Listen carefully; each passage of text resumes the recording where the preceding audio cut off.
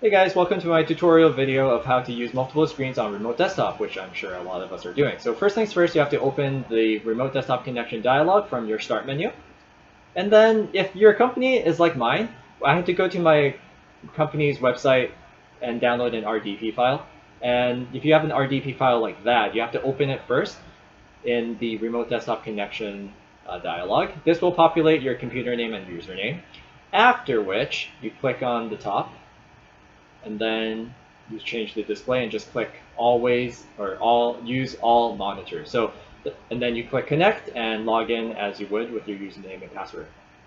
So depending on how many monitors you've connected to your laptop or tower PC, this remote desktop connection will now use all of your monitors that are connected. So I had troubles finding it. I had an RDP file, which was kind of confusing and different. So this is the way I found, and hopefully it helps everyone. And stay safe, guys.